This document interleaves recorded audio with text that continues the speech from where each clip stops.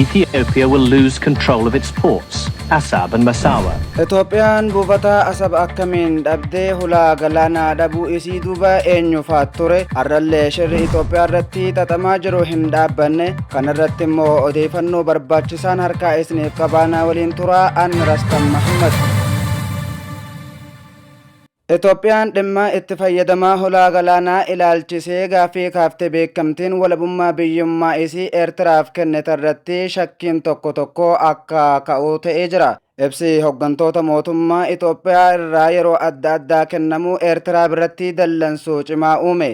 Deebiin aangaa'ota Eertiraa irraa kennamee akka agarsiisutti ibsi Itoophiyaan kennitu walabummaa Eertiraa irratti aggaammii raawwatamuudha kan jedhu. Muummichi ministeera Itoophiyaa Dr. Abiy Ahmed dabalatee hoggantoonni olaanoon mootummaa waggoota lamaan dabran akkaataan murtee buufata galaanaa malee hambisee ifa akka hin taane kaasuun murteen yeroo sanitti mootummaa ce'umsaatiin murtaa'e waan ta'eef sirraa'uu akka qabullee yaada dhiyeessu.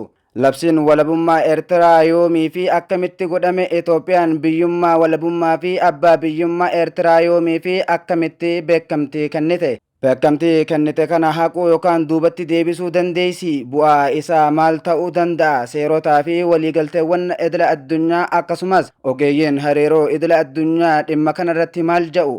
Eertiraan qabsoo hidhannoo kan waggaa 30 oliif Itoophiyaa waliin taasifteen dhuma caamsaa bara 1991tti walabummaa argatte garuu fudhatama idila addunyaa argachuuf jecha walabummaa biyyaalessaa hatattamaan labsuu hin filanne.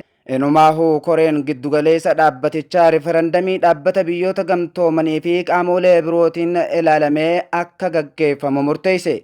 Dhaabbanni qabsoo hidhannoo gaggeessaa ture adda bilisummaa Eertiraa dhuma bara 1970mootarraa eegalee waamicha karaa nagayaa xumuruuf sirna dargii waliin marii dhoohisaa hedduu taasisaa ture. Isaan keessaa muraasni biyyoota akka Giriik, Roomaa, Xaaliyaanii fi Jarmanitti kan taasifameen eeramu. Bara 1980 yeroo jalqabaaf yaadni referendamii akka gaggeeffamuu fi uummanni hiree isaa akka murteeffatuuf dhiyaate. Haa ta'u malee mootummaa dargiitiin fudhatama waan hin arganneef hanga sirni dargii Eertiraa fi Itoophiyaa keessatti injifatamutti waraanni itti fufe. Waraanni bilisummaa uummata Eertiraa caamsaa 24 magaalaa Asmaraa erga to'ateen booda humni EPRDF wayyaaneen durfamus magaalaa guddoo biyyattii Finfinnee to'annoo jala oolche. Caamsaa 29 dhaabni adda bilisummaa Eertiraa mootummaa qophaa ijaaruu kan beeksise yoo ta'u EPRDF ammoo jalqaba ji'a adoolessaa keessaa konferansii nagayaa fi dimokiraasii isaanii irratti mootummaa ce'umsaa paartiilee hedduu ijaare. Yaa'ii nagayaa fi dimokiraasii adoolessa takka hanga 5 bara 1990 takka gaggeeffame irratti jilli barreessaa olaanaa dhaabicha mootummaa yeroo ce'umsa Eertiraa yeroo sanaa kan turanii fi pirezidaantiin biyyattii amma Isaayyaas Afwerqiin durfamu irratti hirmaachuun hiree murteeffannaa uummata Eertiraa irratti referendamii akka gaggeeffamu walii galame. Konferansii kana boodas pirezidaantiin mootummaa ce'umsa Itoophiyaa duraanii Mallas Zeenaawii dhaabbanni biyyoota gamtoomanii referendamii kana akka ilaalu gaaffii muddee 13-1990 takka dhiyeessan. Xalayaa barreessaa olaanaa dhaabbata biyyoota gamtoomanii duraanii Bohotoros qaalii adoolessa 25-1990 takka barreessan Isaayyaas paartiin kun referendamii Eertiraa irratti akka hirmaatu ifatti afeeran.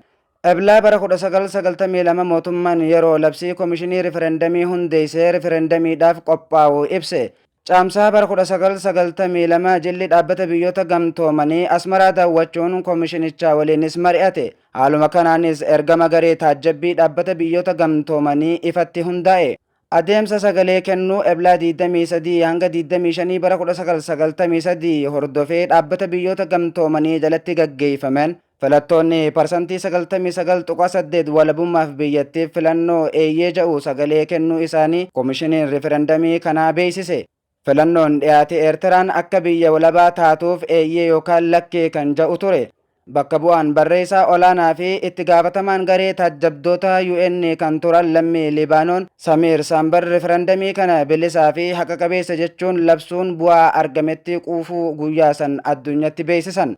Gareen taajjabdoota gama Afrikaa adeemsa filannoo bilisaa fi haqa qabeessaa jechuunis labsan. Bu'aa referendamii erga labsameen booda barreessaa olaanaa mootummaa yeroo Isaayyaas Afwerqii eblaa 27 bara 1993 ibsa baaseen Eertiraan guyyaa sanarraa eegalee biyya walabaa ta'uu labse. walabummaan caamsaa 24 bara 1993 ifatti labsamuuf kan beellamame ta'uu guyyaa kanarraa eegalee Eertiraan biyya walabaa taatee abbaa biyyummaa isii mirkaneessitee jedhame. Caamsaa 12 bara 1993 mootummaan yeroo ce'umsa Eertiraa barreessaa olaanaa dhaabbata biyyoota gamtoomaniif barreessee Eertiraan miseensa dhaabbatichaa akka taatu gaafate. Isaayyaas gaafii Bootros Qaaliif dhiyeesseen maqaa Eertiraan miseensa dhaabbata biyyoota gamtoomanii akka taanuuf iyyata dhiyeeffannedha ja'a. Gama biraatiin walabummaan biyyoolessa Eertiraa caamsaa 24 1993 bakka pirezidaantiin Itoophiyaa Mallas Zeenaawii dabalatee hooggantoonni biyyoota ollaa argamnetti ifatti labsame. Guyyaa san qofa biyyoonni addunyaa hedduun Eertiraa akka biyyatti beekamtii akka kennan wal duraa duubaan beeksisuu jalqaban. Barreessaan olaanaan dhaabbata biyyoota gamtoomanis walabummaa Eertiraa naannichatti bara abdachiisaa karaa saaqe ja'an. Eertiraanonni akka uummata walabaatti egeree biyya isaanii murteessuuf aarsaa guddaa kafalanii jiru. Kaayyoon kun ammoo galma ga'ee jira. Bu'aan referendamii kana hawwii uummanni Eertiraa walabummaa mirkaneessuu qofa osoo hin taane bara haaraa carraa fayyadamummaa bilisummaa fi nagaa hojii cimaa fi kutannoo dheebuu jireenyaa fooyya'aa guddina itti fufinsa qabuu fi mirgoota bu'uuraa fi bilisummaawwan bu'uuraatti fayyadamuu banee ja'an. Manni marii nageenyaa dhaabbata biyyoota gamtoomanii murtoo 828 bara 1993 caamsaa 26 bara 1993 Eertiraan yaa'ii waliigala dhaabbata biyyoota gamtoomanii keessa galchuuf dabarse. Manni marii nageenya Eertiraa miseensa dhaabbata biyyoota gamtoomanii akka taatu murtee yaa'ii waliigalaatiif dhiyeessuuf murteessee jira. Maqaa miseensa mana marii nageenyaatiin Eertiraan baga seenaa qabeessa kana geessee baga gammaddan jechuun barbaadaa jedhe. Yaa'ii waliigalaa dabaree isaatiin walgahii caamsaa 28 bara 1993 gaggeesseen sagalee guutuun murtoo mana marii nageenyaa fi gaafii Eertiraan dhiyeessite irratti hundaa'uun Eertiraan miseensa dhaabbata biyyoota gamtoomanii akka taatu murteesse. Garuu buufata galaanaa malee itti fufuu hin dandeessu kun isaan biratti kabajamuu qaba jechuun akeekkachiise. Haa ta'u malee dubbii muummee ministeeraa boodaa ajajoonni waraanaa fi qondaaltonni biroo Eertiraan akka biyyummaa isaaniif beekamtii kennuu isii gaaffii keessa galchan. Itoophiyaan sababa teessuma lafaatiin galaana diimatti dhiyoo ta'uu isiitiin mirga buufata doonii akka qabdus qondaaltonni ibsaa turan.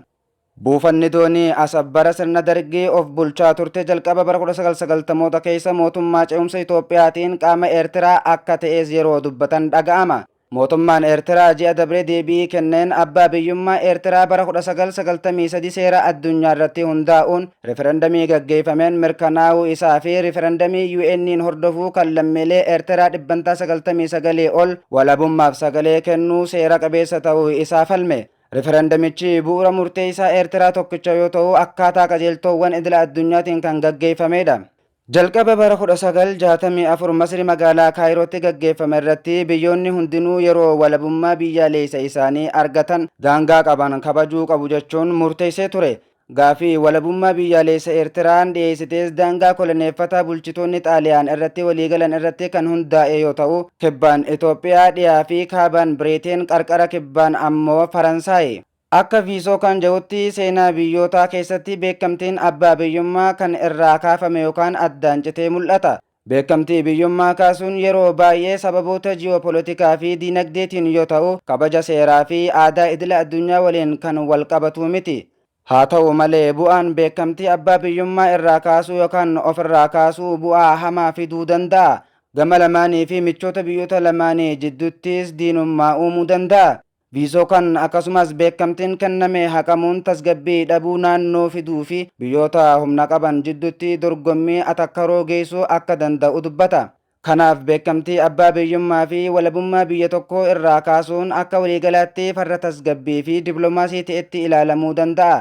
Miira kanaan beekamtiin mootummaan ce'umsa Itoophiyaan Eertiraaf bara 1993 kenname kan hin deebine ta'uu mala ja'a viisoo kan. Kanaaf Itoophiyaan beekamtii Eertiraa haquun isii bu'uura hin qabu ja'a. Kana malees Eertiraan miseensa guutuu dhaabbata biyyoota gamtoomanii waan taateef Itoophiyaan beekamtii irraa kaasuun isii bu'aa nageenya biyyoota lamaanii fiduu danda'a malee ejjennoo fi sadarkaa idila addunyaa Eertiraan akka biyya abbaa biyyummaa fi walabummaa qabdu laaffisuu hin danda'u ja'an. Hanga ammaatti Itoophiyaan abbaa biyyummaa Eertiraaf beekamtii kennite ifatti kaasuu akka barbaaddu wanti dubbatteen jiru. Gama kanaan dippiloomaasiin Eertiraa laafaa dhufuu fi dhimma weerara Raashiyaan Yuukireen irratti raawwatte akka fakkeenyaatti eeruun lammiileen Eertiraa hedduutti yaaddoo ta'e.